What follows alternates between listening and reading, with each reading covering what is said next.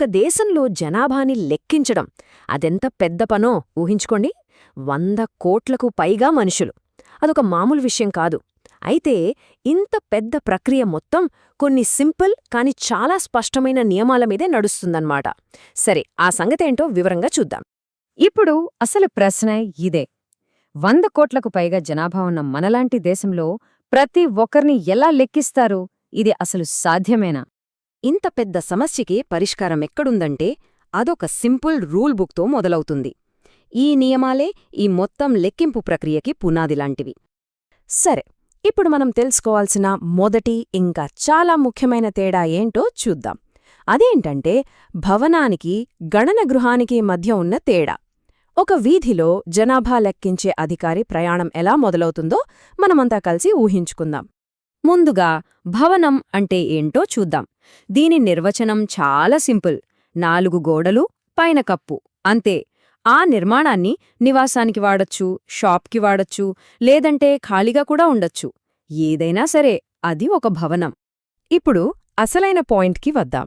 గణన గృహం అంటే ఏంటి? ఇది ఒక బిల్డింగ్ కావచ్చు, లేదా ఆ బిల్డింగ్లో ఒక భాగం కావచ్చు. అయితే దానికొక కండీషనుంది. దానికి ఖచ్చితంగా ఒక ప్రత్యేకమైన మెయిన్ ఎంట్రన్స్ ఉండాలి.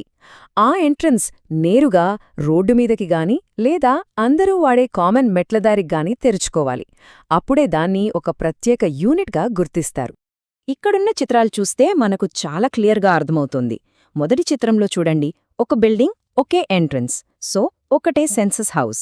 రెండో చిత్రంలో బిల్డింగ్ ఒకటే, కానీ 2 వేర్వేరు మెయిన్ డోర్లున్నాయి, కాబట్టి అవి 2 సెన్సస్ హౌజెస్. ఇక మూడో చిత్రంలో ఒకే బిల్డింగ్లో 4 ఫ్లాట్లున్నాయి, 4ంటికి వేర్వేరు ఎంట్రన్స్లున్నాయి కదా, అందుకే అవి 4 వేర్వేరు సెన్సస్ హౌజెస్ అవుతాయి. అంటే ఇక్కడ మనం గుర్తుపెట్టుకోవాల్సిన అసలు పాయింట్ ఏంటి? ఒకటే, ఆ ప్రత్యేకమైన మెయిన్ ఎంట్రన్స్. ఇదే ఒక భవనాన్ని 1 లేదా అంతకంటే ఎక్కువ గణన గృహాలుగా విడదీస్తుంది. ఓకే, ఇప్పటిదాకా సింపుల్గా ఉంది. ఇప్పుడు మన వర్చువల్ గణన అధికారికి ఒక పెద్ద పజిలిద్దాం. అదే అపార్ట్మెంట్ కాంప్లెక్స్. ఇక్కడ కొన్నిసార్లు రూల్స్కి కూడా రూల్స్ ఉంటాయన్నమాట. మన గణనా అధికారి ఇప్పుడు పెద్ద అపార్ట్మెంట్ కాంప్లెక్స్ దగ్గరికి వచ్చారనుకుందాం. పైకి చూట్టానికి అంతా ఒకే పెద్ద కట్టడంలా ఉంది, కానీ లోపల చాలా కుటుంబాలుంటున్నాయి. ఇక్కడే అసలైన కన్ఫ్యూజన్ స్టార్ట్ అవుతుంది. ఇప్పుడు అసలు ప్రశ్న ఏంటంటే, దీన్ని ఒకే బిల్డింగుగా లెక్కించాలా, లేక లోపలున్న ఫ్లాట్లని బట్టి 8 వేర్వేరు బిల్డింగ్స్గా లెక్కించాలా? ఇలాంటి సిచ్యువేషన్లో జనాభా గణన అధికారులు ఏం చేస్తారో చూద్దాం. వాళ్ల దగ్గర 2 ఆప్షన్స్ ఉంటాయి. మొదటిది స్టాండర్డ్ రూల్. దీని ప్రకారం ఆ మొత్తం అపార్ట్మెంట్ కాంప్లెక్స్ని ఒకే భవనంగా తీసుకుంటారు. లోపలున్న ప్రతి ఫ్లాట్ని ఒక సెన్సస్ హౌస్గా లెక్కిస్తారు. కానీ ఇక్కడే ఒక ట్విస్ట్ ఉంది. కొన్నిసార్లు మున్సిపాలిటీ వాళ్లు ప్రతి ఫ్లాట్కి ముందే వేర్వేరు బిల్డింగ్ నంబర్లు ఇచ్చేసుంటారు. అలాంటప్పుడు మళ్ళీ గందరగోళం ఎందుకని వాళ్ళిచ్చిన నంబర్ల ప్రకారమే ప్రతి ఫ్లాట్ని ఒక సపరేట్ బిల్డింగ్గా లెక్కలోకి తీసుకుంటారు. ఇదొక రకమైన మినహాయింపు అన్నమాట. అంటే స్టాండర్డ్ రూల్ ప్రకారం చూస్తే ఆ మొత్తం కాంప్లెక్స్ ఒకే భవనం. కానీ ఆ లోకల్ రూల్ అప్లై చేస్తే మాత్రం అదే కాంప్లెక్స్ ఏకంగా 8 వేరువేరు భవనాలుగా మారిపోతుంది. చూసారా తేడా? ఒకే కాంప్లెక్స్, కానీ లెక్కింపులో ఎంత తేడా వచ్చేసిందో. ఇప్పటిదాకా మనం బిల్డింగ్స్ గురించి మాట్లాడుకున్నాం కదా, ఇప్పుడు ఆ బిల్డింగ్స్ లోపల ఉండే మనుషుల్ని ఎలా లెక్కిస్తారో చూద్దాం. అసలు అధికారికంగా కుటుంబం అంటే ఏంటి? దాని నిర్వచనమేంటి? మనలో చాలా మందికి వచ్చే ఒక డౌట్ ఇది. ఒక ఫ్లాట్లో 4 ఫ్రెండ్స్ రూమ్మేట్స్గా ఉంటున్నారనుకోండి, వాళ్లందర్నీ ఒకే కుటుంబంగా లెక్కిస్తారా? దీనికి సమాధానం ఈ అధికారిక నిర్వచనంలోనే ఉంది.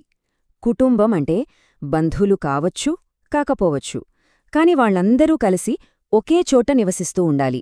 ఇంకా ముఖ్యంగా ఒకే వంటగది నుంచి భోజనం చేస్తూ ఉండాలి. ఇది చాలా ముఖ్యం.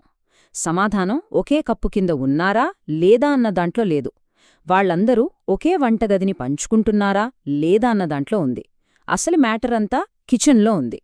సరే, ఈ ఒకే వంటగది రూల్ని కొన్ని రియల్ లైఫ్ సిచ్యువేషన్స్కి అప్లై చేసి చూద్దామా? రూమ్మేట్స్ అందరూ ఒకే కిచెన్ వాడుకుంటే వాళ్ళందరూ ఒకే కుటుంబం. ఇంట్లో పనిచేసేవాళ్లు కూడా అదే కిచెన్లో భోజనం చేస్తుంటే వాళ్లు కూడా కుటుంబంలో భాగమే. మరి ఒకే ఇంట్లో ఉంటూ ఇద్దరు వేర్వేరు కిచెన్లు వాడుకుంటే అప్పుడు వాళ్ళు 2 వేర్వేరు కుటుంబాలవుతారు. ఇక జైలు, హాస్టల్లాంటి చోట్ల ఉండేవాళ్లని సంస్థాగత కుటుంబం అని ఒక ప్రత్యేక కేటగిరీ కింద లెక్కిస్తారు. చూశారుగా, భవనం అన్నా, కుటుంబం అన్నా ఎంత సింపుల్గా అనిపించే ఈ పదాల వెనుక ఎన్ని పక్కా నియమాలున్నాయో. ఇవి కేవలం నంబర్లు కాదు, ప్రతి అంకె మన గురించి, మన జీవన విధానం గురించి ఒక కథ చెప్తుంది. ఈ నిర్వచనాలు మన సమాజం ఎలా మారుతోంది, మనం ఎలా కలిసి జీవిస్తున్నాము అనే విషయాలను ఎలా ప్రతిబింబిస్తాయో ఒకసారి ఆలోచించండి.